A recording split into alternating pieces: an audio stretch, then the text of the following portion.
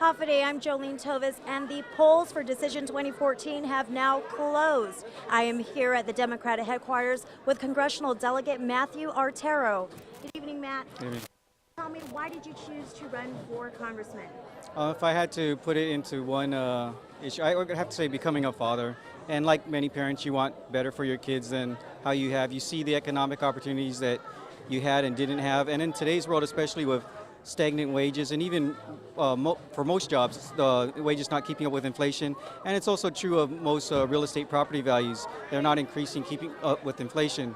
And so that leaves education as the only thing left for most people to go after, to be able to participate in the higher economic opportunities that our country is supposed to be able to offer us. Okay, so if elected congressman, what are your priorities right out of the gate?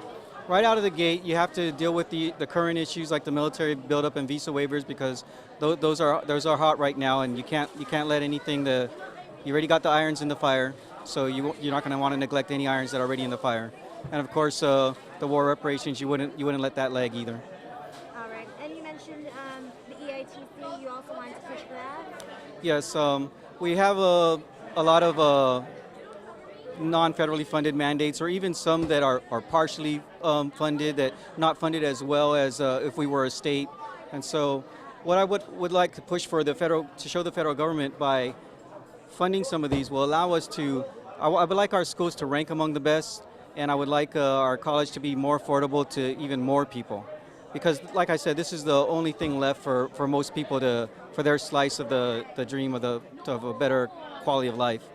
All right, so you were out at the various polling sites today. How was that experience? How do you think the voter turnout was? Well, the voter turnout is as expected because it was a primary and because there wasn't much competition in this particular primary. So we did have the low turnout but it seems to be normal for these types of primaries anyway. All right, so you're going up against an icon, Congresswoman Madeline Bordallo. She's been in office for several years.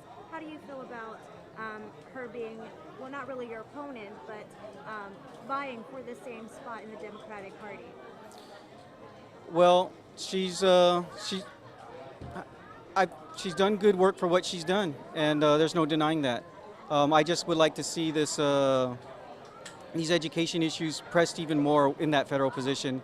And what I was saying about the EITC, I believe the argument can be made that it's actually cheaper for the federal government to help our schools increase their quality and to help our college be more affordable to more people, so that when our people do go to the States, they have college educations. It's never going to be cheaper for the federal government than to help our people get college educations while they're still here on Guam living with their parents, rather than they move to the States and then you start paying them EITC and other welfare subsidies.